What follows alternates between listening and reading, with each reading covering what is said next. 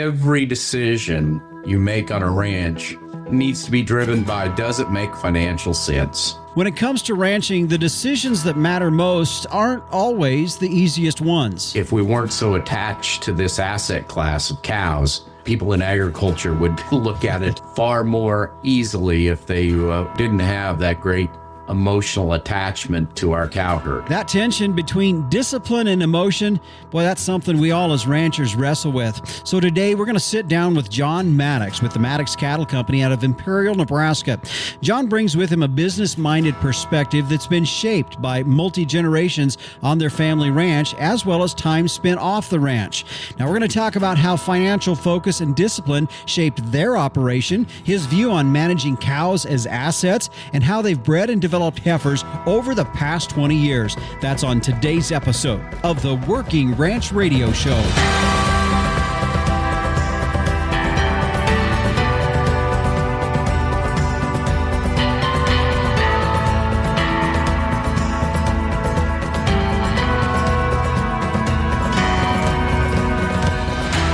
We've got a great show lined up for you here today, full of a lot of great practical and relevant information to those of us in the ranching business. Hi, everyone. Justin Mills here, your host of the Working Ranch Radio Show, and we're glad to have you with us on today's program. As you heard there in the opening, John Maddux with Maddux Cattle Company joining us as our guest. A great conversation with him. Now, later on, we're going to be talking about their upcoming maternalizer, mature bred cow and herd dispersal coming up on Saturday, March 7th in Ogallala, Nebraska. We'll talk about that later, but just a really good, deep conversation with John and that I'm looking forward to sharing with you on today's program. Also on today's show, Ted Perry with Purina will be joining us as our guest. We're going to be talking about your mineral program and how you need to reevaluate throughout the different seasons and maybe from a wet year to a dry year. So again, a very practical information looking at your mineral program that we will be talking about as well. Now, the latest issue of Working Ranch Magazine is out, and it's always full, not only with a lot of great articles and stories, but in addition, this time of the year, there's a lot of production sales going on all across the country. If you want to get a great lineup and an idea of just where all of those are at, check out the latest issue of Working Ranch Magazine. If you don't have a subscription, you can get it started by going to workingranchmag.com. Now, speaking of production sales, don't forget coming up on the 26th of January, Apex Cattle will be having their annual bull and female sale. In fact, last week we had the opportunity to visit right here on the program with Dan Leo and telling us about 275 total head selling, Sim Angus and Simmental bull and females all along in that sale. So be sure to check that out if you want to go to their website, take a look at their sale catalog, or if you have any questions, give Dan a call. Their website is apexcattle.com. We'll take a quick break. When we come back, we're going to jump right into that conversation with John Maddux with the Maddux Cattle Company. Calving season is a favorite time of year, but along with that special time are dangers, extra stress, and increased labor. Safety Zone calf catchers are all about safety and making processing new calves easier. Designed for ATVs or UTVs, one person can do the job and never be threatened by the protective mother cow. Make this and every calving season safer and easier with a Safety Zone calf catcher. Watch videos and customer testimonials or order yours today at safetyzonecalfcatchers.com or call 877-505-0914. Affordable and made in the USA. Make your upcoming and all future calving seasons safer, easier, and stress-free. Durable and designed to work anywhere you can drive your ATV or UTV. Order online at safetyzonecalfcatchers.com or call 877-505-0914 today. Well, as we turn towards our subject at hand here today, joining us on the program is Nebraska rancher John Maddux, the Maddux Cattle Company. They are based there out of Imperial, Nebraska, and if you're not familiar, it's kind of located there in the southwestern corner of the state of Nebraska. But John, good to have you here today on the Working Ranch Radio Show. Good to be with you. Well, John, as you and I were talking before we started here today, I mentioned that I wanted to pick your brain on a few other things. And of course, later on in the show, we're going to be talking about the phase 2 of the maternalizer mature bred cow and herd dispersal sale. That one coming up on the 7th of March in Ogallala, Nebraska. We'll get to that later on. But before we do that, I was interested by just, I guess, in my research and learning more about you and realizing, of course, as your grandparents homesteaded there at the ranch that you're at there with Maddux back in 1886. And, you know, you went to college, got your MBA, went to Wall Street for several years, and then came back. And in that, I guess what's intrigued me the most with you is how you've incorporated some of the business principles that you learned on Wall Street back in the management of Maddux Cattle Company. Well, I appreciate that, but I really don't think that I have anything unique that I brought back from Wall Street. I really think that maybe I have a little different nomenclature, a different set of terms that I might use, but I just have grown up from my grandfather, my dad, and then continuing on, we've always just had a real financial focus to our business and trying to make sure that our business continues. We've been here for 140 years and want to do everything we can to keep it going. So that really says that we need to serve the financial needs of the ranch first and foremost, and not be too tied up on trying to get on the cover of the Western Horseman or anything like that. That we try to make the livestock that we love, the animals, to some way take that biological system and turn that into a profitable business. And it has great appeal to me as a business. There's just so many different aspects of it. There is the biological aspects and the people aspects of it and the different geographic and logistical parts of it.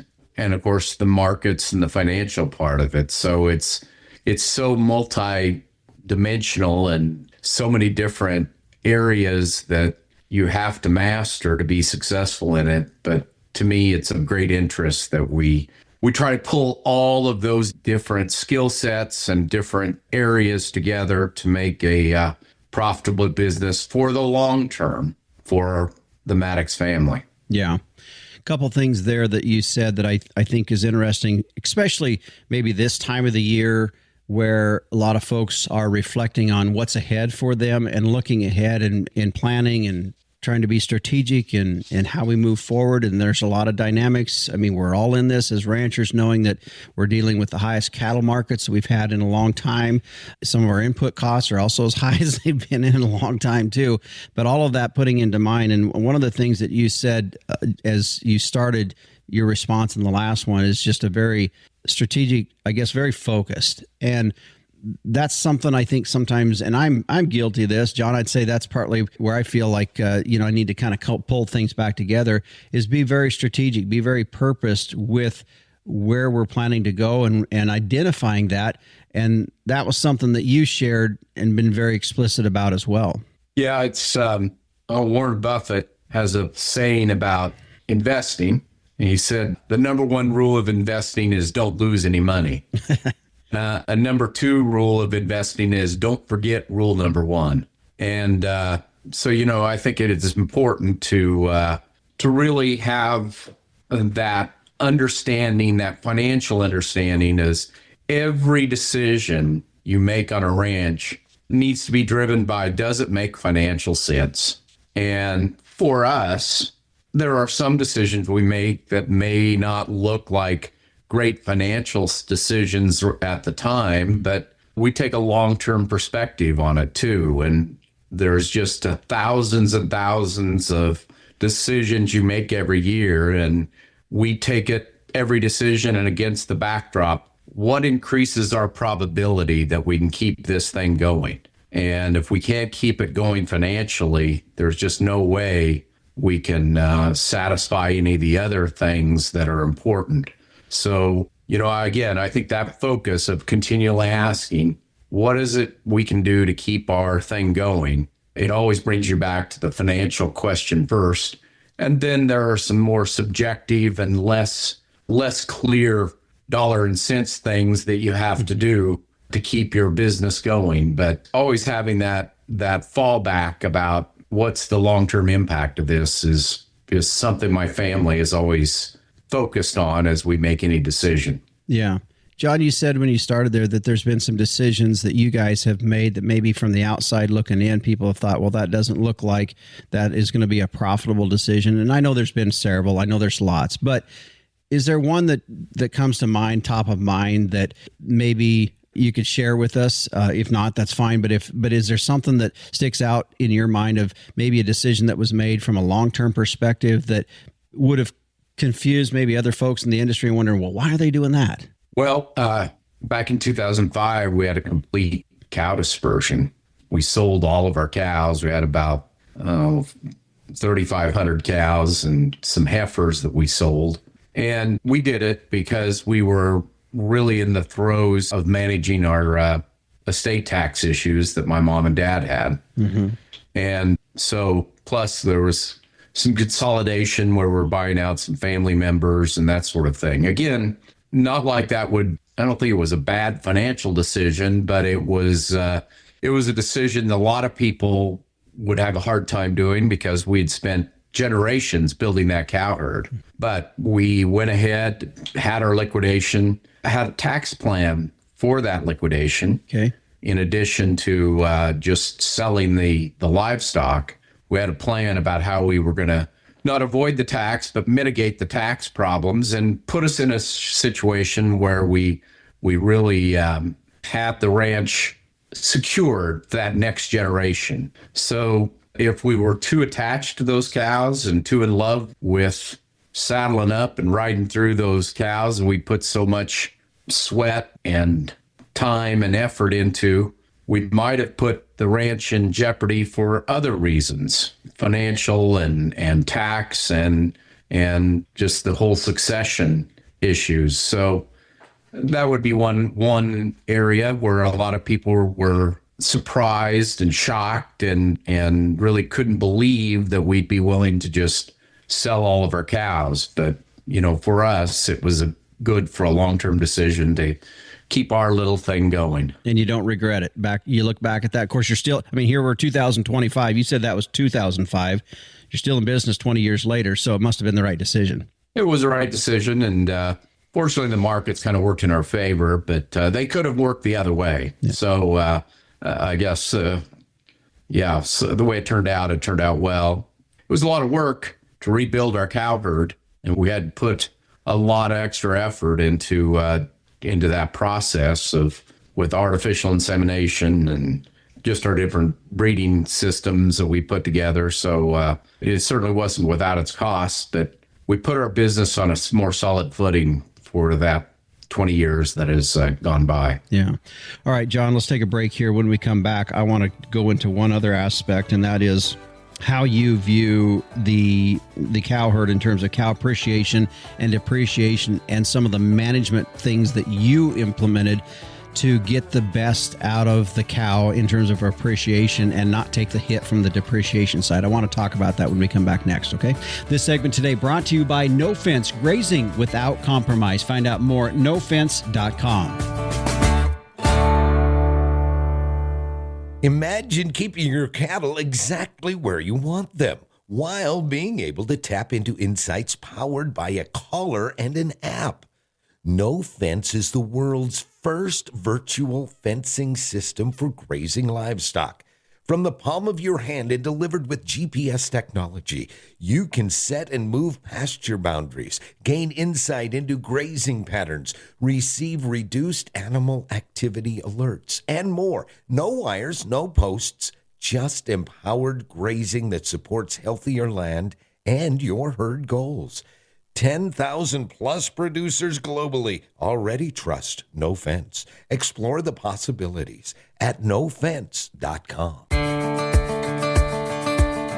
All right, John, as we were talking a little bit about some of the things in the past that you had done from a management standpoint, I want to get into your view and just kind of how you've attacked the whole aspect that with the cow, we all own cows and we all deal with the same factors. It is an asset that increases in value and then rapidly decreases in value. And that's an interesting curve. Not everything in the business world has that kind of a curve to it.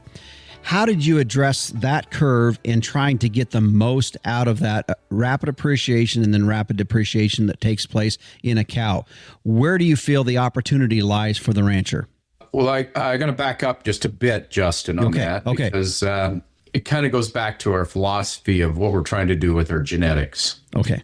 And in our genetics, we are really focused on maternal type animals. We are trying to produce a female that has lots of hybrid vigor and heterosis in a very uniform package that will go out and graze year round with very minimal kind of inputs and still get pregnant every year and then raise a good calf. And in doing that, we are trying to focus on fitness and convenience traits, maybe at the expense of high performance. Mm-hmm. And if you're really selecting on maternal traits, it's what you're really trying to do is make sure that you're keeping bulls and daughters out of the very best cows. And that is somewhat of a subjective decision. And it's not like we have great EPDs to really predict for these high maternal, in our view, of what an important high maternal animal would be. Mm-hmm. So because of that, we just need to make a judgment about which cows are going to be the best genetics that we have. And because it's so imprecise about what is that best cow, you have to have faith that if you're always keeping heifers and bulls out of those best cows, you always have better genetics coming up. And so because of that, it frees us up to be willing to sell some running age cows, because honestly, we don't have just perfect knowledge about what is the best cow. There isn't an objective set of traits that we really can select from. So what we do is we have a very, very high replacement rate on our cow herd.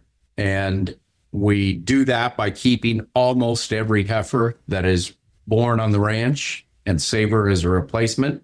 And second of all, we have been aggressive about using sex semen in order to have all of the heifers that we expose be bred with sex semen. So we have a high number of heifers coming out of our first calf heifers. Mm-hmm.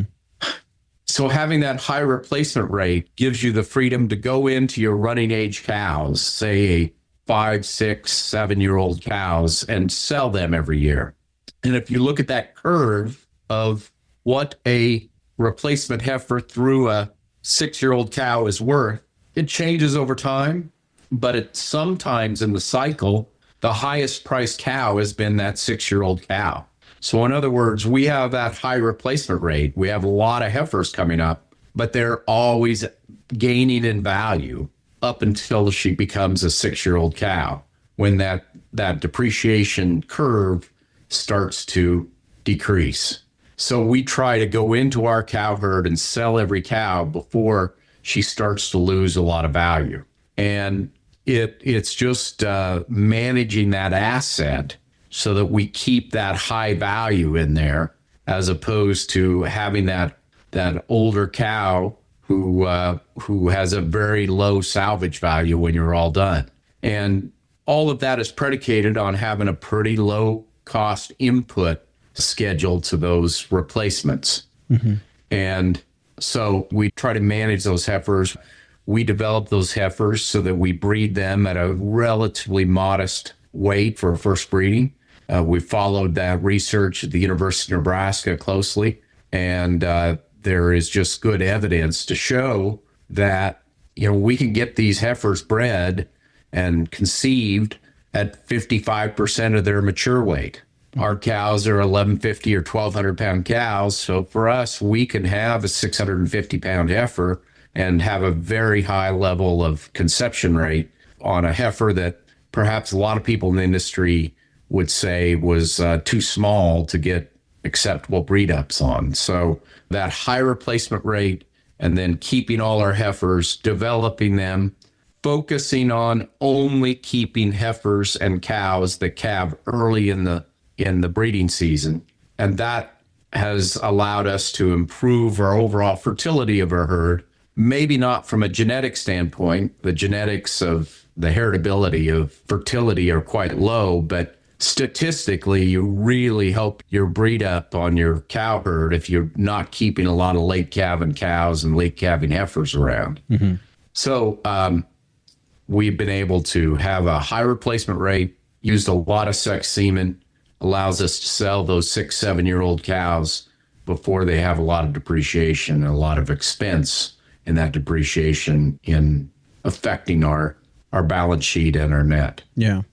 John, just a quick question I want to hit. I think one of the things, as you talked about there, we've all recognized the fact that, cows depreciate, and we've heard it said that's one of the biggest cost factors in our ranching business that we don't write that check for. I've heard you say that too.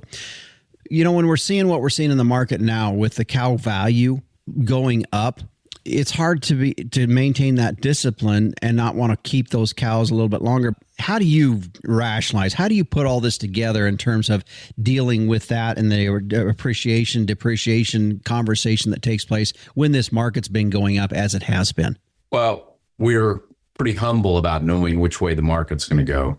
I mean, we can have some general ideas based on cycle and where we are as far as expansion and contraction in our cattle numbers, but we try to go where there's the probability. And there is a good probability that in most cases, we can take those heifers and year in and year out, we can take that heifer, put a minimal amount of inputs into her and build her into that mature running age cow that has value. And there may be some years when we're zigging and we should be zagging, but overall, we're creating value when we're taking those heifer calves and turning them into a cow.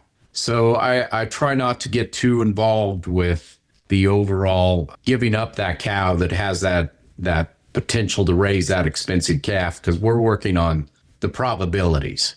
Not like we might adjust our numbers that we sell accordingly to where the market is. It's not like it's set in stone, but we just try to always have the same program of every year, keeping every heifer, trying to develop those heifers the best way we can, get those running age cows, and then have a sale every year where we sell those 6-year-old cows. And we've had a good return customers because we have that female maternally oriented package that still has productive life in front of her. That is really a no hassle kind of female to be handled, especially by a lot of our producers who are maybe older and don't want the hassles of dealing with heifers and younger cows. So we just kind of felt like it was a product that was demanded by the market, and we try to create that product every year. Some years more than others, more volume than others, but every year we try to produce that good running age cow that has the potential to start losing value. Mm-hmm. And if we weren't so attached to this asset class of cows, I think that most people in agriculture would look at it far more easily if they didn't have that great emotional attachment to our cow herd. Yeah, well said. Okay, let's take another break, John. When we come back, I want to talk about phase 2 of the paternalizer bred cow herd dispersal that's coming up. I know there's some other aspects to this as well. I want to talk about them when we come back, okay? This segment today brought to you by Ambrook. How many of us in the ranching business are making six-figure decisions without knowing which parts of your operation are actually making money? Now, if you're juggling, say, a cow-calf operation, or maybe you have a backgrounding enterprise, a haying enterprise, custom grazing, throw family partners in there, I can tell you, spreadsheets and QuickBooks is going to be really tough to really show you true profitability and at the same time also keep inventory straight. With Ambrook, you're going to get real-time enterprise level clarity. What I'm talking about is cost per head or per acre or per enterprise, plus ag-specific inventory management from feed to inputs and your livestock. You can tag transactions all from the convenience of your phone, get same-day balance sheets, and instantly see what's profitable and what's bleeding you dry. If you want to try out Ambrook for 1 month, here's what you can do. You can go to ambrook.com/ranch. You can get 1 month free trial by going to their website. Again, it's ambrook.com. That's ambrook.com/ranch. Capitalize on crossbreeding with Gelbvieh and Balancer bulls. Raise replacement females with added fertility, increased longevity, and greater productivity. Gelbvieh and Balancer influenced females wean more pounds of calf per cow exposed. In the feed yard, Balancer influenced cattle offer increased performance, improved feed efficiency, and have excellent carcass merit. Balancers add the pounds, make the grade, and deliver the value. This year, make your crossbreeding count with Gelbvieh and Balancer genetics. John Maddux with Maddux Cattle Company is my guest here today. John, great discussion so far just on some management strategy and things to be thinking about as ranchers. As we look ahead in this, and I know you've got a dispersal sale that's been, kind of a 2-3 year process and all this, and we'll talk about a sale that's coming up on the 7th of March. But first of all, let's back up a little bit and say, and I want to know just why? I mean, where are you thinking in this? Because I think that's where some folks are saying, well, okay, why are you doing this? What's the deal? I mean, we know you've been selling these mature cows for several years. That's been in the business plan, but at the same time, in your mind, where are things at? Yeah, we're going to have about 3,000 females. We're going to sell in March 7th at Ogallala Livestock. And it really came about because of two different things. We've been leasing a big ranch up in the Sandhills of Nebraska where we've run most of our cow herd. And that lease has come to the end, so we're losing that grass. Plus, we have run a lot of yearlings out in Wyoming.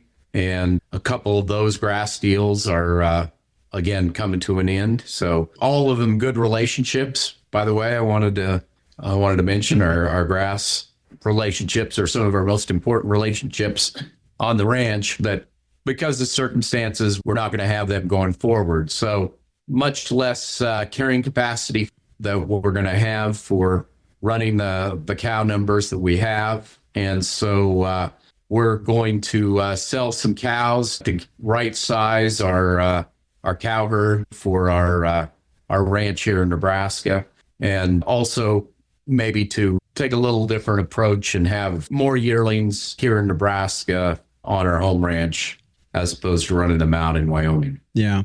John, I want to back up a little bit. As we were talking in the previous segments that you guys have been developing heifers, been on a very fast maternal influenced herd, and keeping a lot of those back. I want to talk about from the genetic side. You're a firm believer in the composite side and getting the most out of heterosis that we can. Let's back up and let's talk about from a genetic standpoint what you've got into these replacement cattle that are going to be up for sale. Yeah, Justin, there aren't many free lunches in the cattle business, but the closest thing there is to a free lunch is using hybrid vigor and heterosis in your cow herd. And it's, I think, a little perplexing to me that it seems like our cattle have become more straight bred over the past 15, 20 years. But we just feel like if you were able to develop a perfect profit function for a cow herd, having that ability of that cow to get pregnant and raise a calf is without a doubt the most important factor for overall profitability of a ranch. And if we can use hybrid vigor of using different breeds and using breeds that might complement each other, not every breed contributes everything that makes the perfect cow, but some breeds have certain traits that they can bring to the table that other breeds don't have. So we've been a student of some of the research about what are the innate characteristics of some of these different cattle breeds and what qualities can they bring to perhaps fill in for some gaps that other breeds don't have.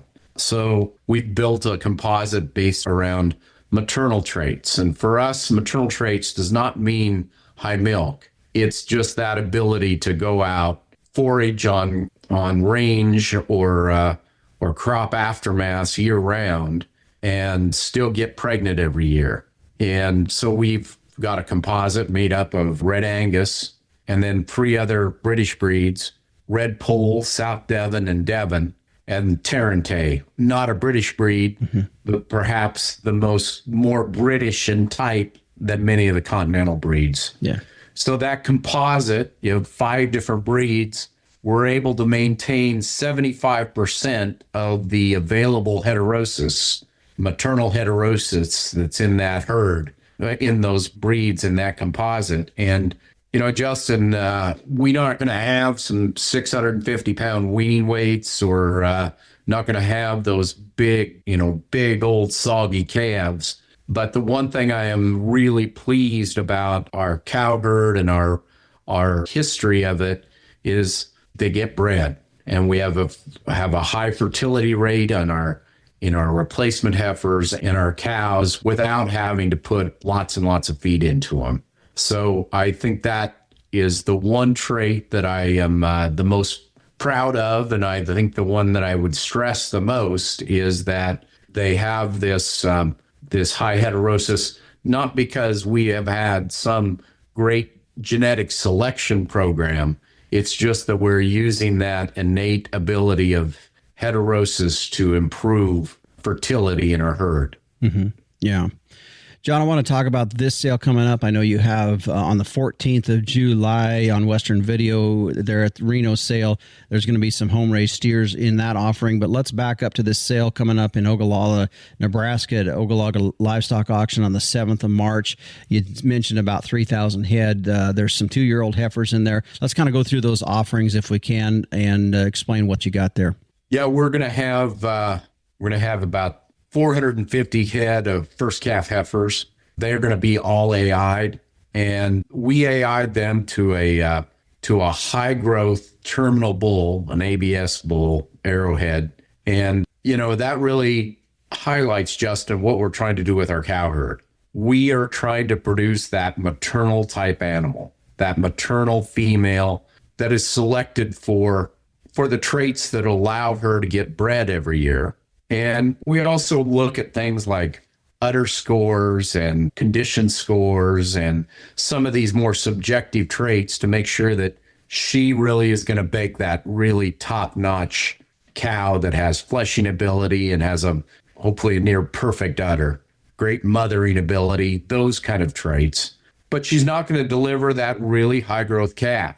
So we AI'd them to a Sim Angus bull that has calving knees, but still has that growth and feedlot performance and carcass performance that really will pay. And so we're firm believers of using these different breeds for different purposes. And for us, we have tried to select for those maternal traits in the females. And then as an example of the way our cows can really be used, these heifers were AI'd to a terminal black Sim Angus bull. So that's where you get the best of both worlds and really have efficiency in production. Yeah. And going through that, I think we have 800 3-year-olds and 500 to 600 more running age cows, but no old cows. We don't have any old cows in our herd. So there's a handful of 7-year-olds, but that's really the extent of our older cows. Every year we sell our running age cows. And so we have got, I think, an offering of really young, useful, maternally oriented females that will fit almost any environment. But I think it's important to note that, again, if you're wanting to really maximize the weaning weights and the actual production out of those cows and heifers, a terminal sire is the way that you can, or a higher growth sire is how you can realize that. Mm-hmm. Yeah, for sure. Well, with it being an Ogallala Livestock, I'm guessing if folks can't get there, there's video auction right there as well. And that sale again is 7th of March? Is that what you said? Yes. Okay. All right, John, anything else before we head out here today?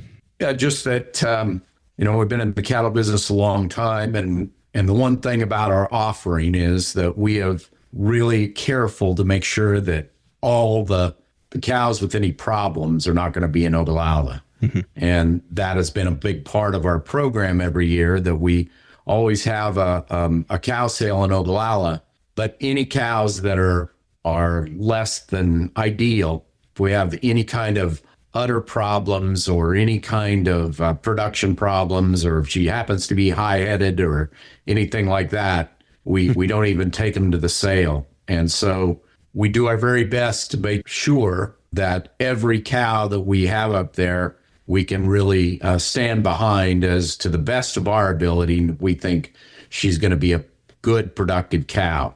And we've had this sale for over 20 years now. And so that is one thing that we've always tried to stick to, because we want to make sure that everybody has a good experience in taking these cows home and that they come back next year to buy our offerings. So they're sure going to be the best that they can be from our judgment. And we'd sure stand behind that. You bet.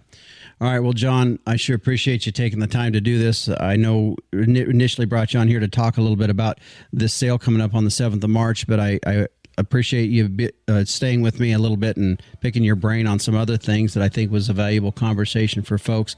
And if folks are interested, you can go to the website at Maddux Cattle Company. Maddux is spelled Maddux cattle.com. You can find the sales sheet flyer there as well. And if you have any questions, feel free. You're just a phone call away. If folks have any questions about anything, they can sure give you a call. So appreciate it for being here on the show today. Thank you, Justin. And again, that was John Maddux with Maddux Cattle Company. That sale coming up on the 7th of March in Ogallala, Nebraska, at Ogallala Livestock Market. Check it out. Again, their website is madduxcattle.com. With rising feed costs and an increased focus on sustainability within the beef industry, feed efficiency is more than a buzzword. It's rapidly becoming a battle cry in an industry challenged to do more with less. By incorporating today's Limousine and Limflex genetics into your planned crossbreeding program, you can capitalize on the breed's inherent feed efficiency advantage and moderate cow size, while still banking the premiums paid for high-quality, high-yielding carcasses. That's 2 ways to profit instead of 1. Let Limousine and Limflex deliver dollars to your bottom line. Limousine today, profit tomorrow. And joining us, or back with us, I should say, is Ted Perry with Purina Animal Health. He is their Director of Beef Cattle Technical Services. And Ted, good to have you back here on the Working Ranch Radio Show. Well, it's fun to be back. As we look at the subject that we're going to be talking about today and looking at these mineral programs, I think one of the things that we all have to be aware of, because we've got folks listening all across the country, all across the world in some ways, is that the mineral needs in different geographical areas are going to be different. Just they are. Oh, sure. And it would be so nice for my job if one size fit all. And we do have, we've got the minerals that are paint with a wider brush, but there's a reason that we have at Purina, we have over 600 different minerals, because every ranch is different and every part of the country is different. What else they're feeding is different. There's just all these different things that we have to account for. But the 3 biggies that what we have to account for, we have to be cognizant of, are the 2 macro, salt and phosphorus, because those are the 2 minerals that cows actually seek out. And then as I get around the country, the other things that are kind of big is selenium deficiencies, because there's so many parts of the country that are selenium deficient. So we need to watch what we've got, our selenium level.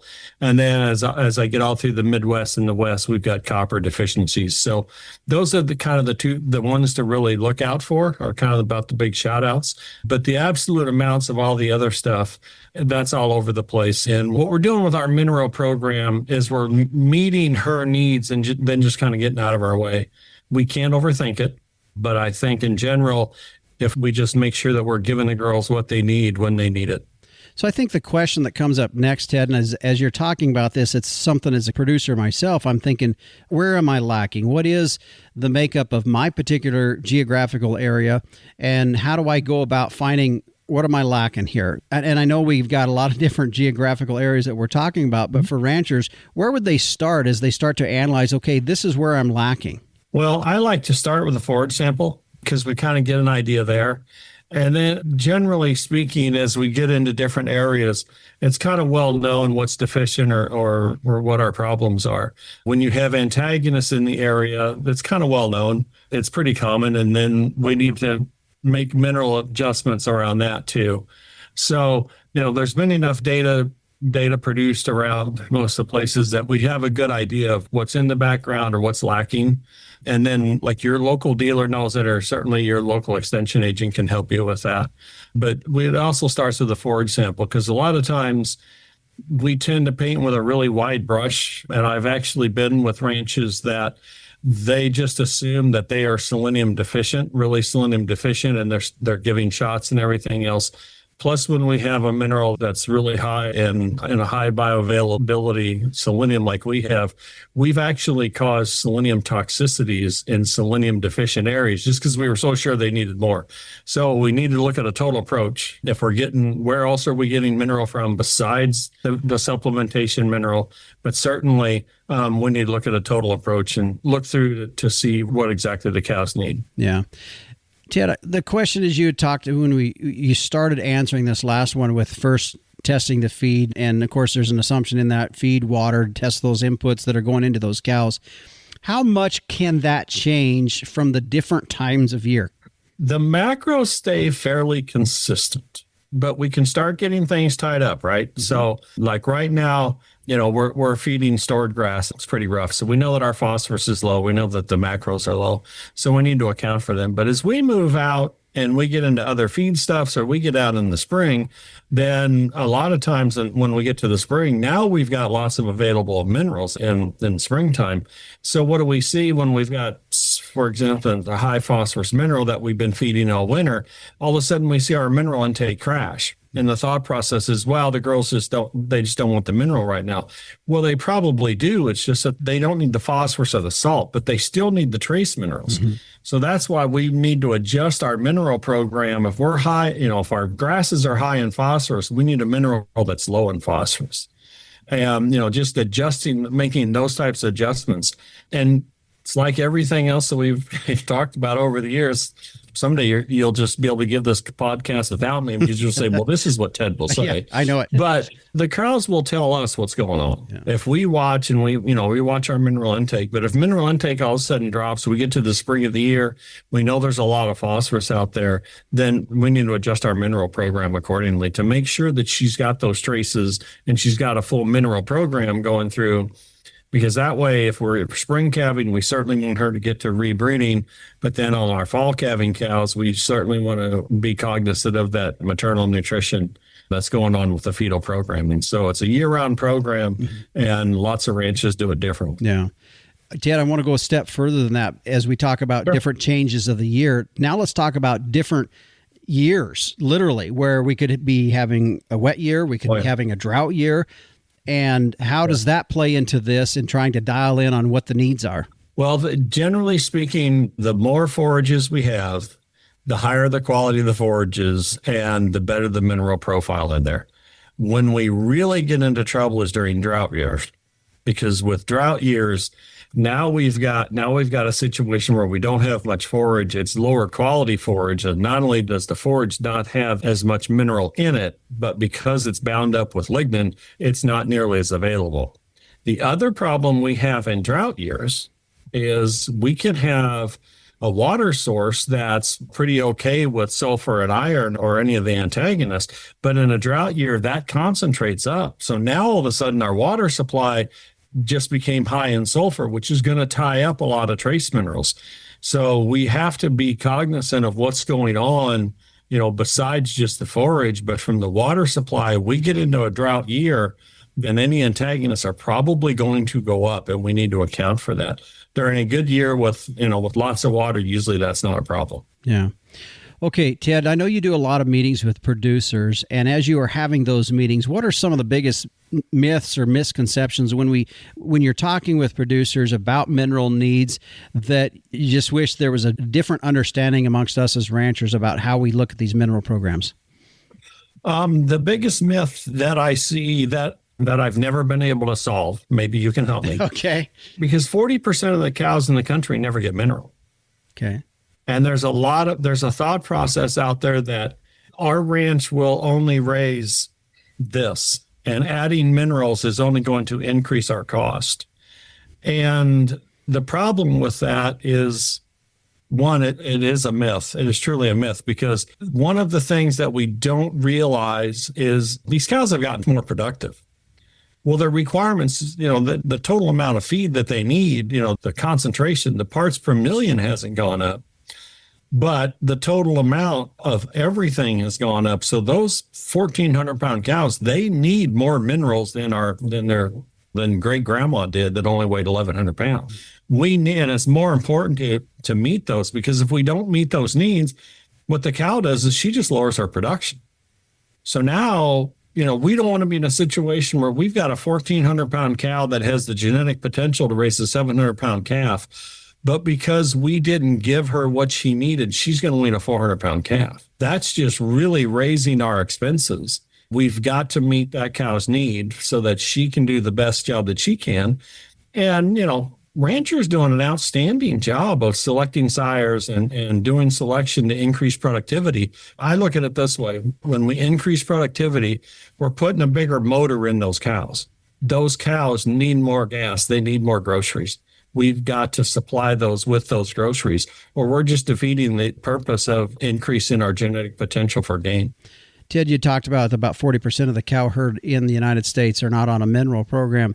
So give me an example of what you've seen where somebody has really targeted a mineral program, and where you've seen that, as you had said, put that bigger motor. My best example is a herd that I started working with about 12 years ago in central Nevada. And it is sparse. It's central Nevada. Their goal before we started working with them was 2 calves every 3 years, so 66% calf crop. Really?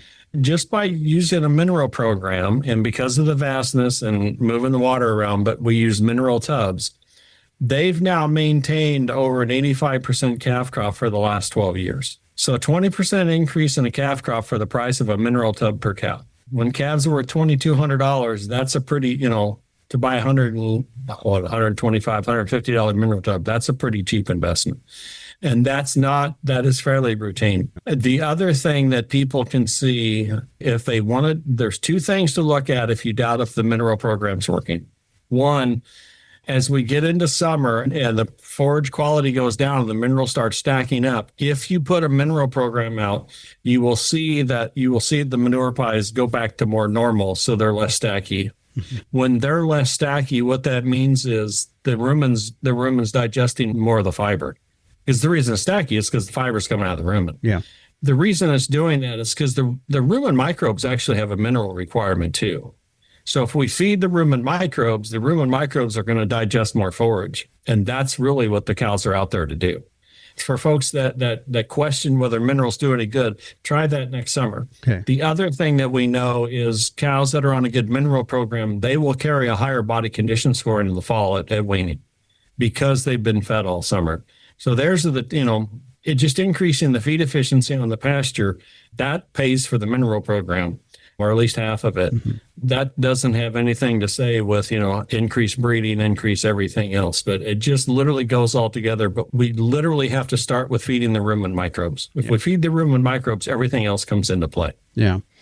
Ted, as we've talked about, to kind of recap a little bit, we started with a one-size-fits-all mineral program is not really probably, if you're in that kind of a mineral program, you might want to reanalyze that. And so as we finish up our conversation here today, if you could just offer, one bit of advice, maybe something simple to do, something we can do, where you have seen the biggest payoff from looking and analyzing this mineral program that works for you.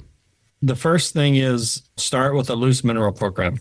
The other thing to keep in mind, blocks are not a mineral program.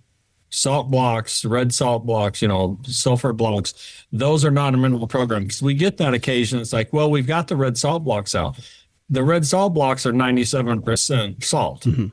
And there's no phosphorus, there's no macro minerals in it. So the first thing that I would suggest is look for a basic loose mineral program. The other thing that I'm going to warn your listeners on, if they are not on a mineral program, when they put out mineral, those girls are going to inhale it for a while. They are going to way overconsume it. That's actually a good thing because that means the cows are responding to the mineral program. They will level out, and they will, once they get the tank full, they will level back out. But the last thing, and I know you wanted one thing, and I'm now on my third. It's like a preacher. This is but this, if we look at where we are in the cow cycle, there's lots of money in selling calves right now.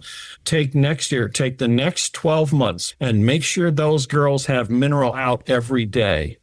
And look at the cows, look at the manure pies, and look at the calf program, and look at calving next year, and you will see the difference. Now is a good time to start it.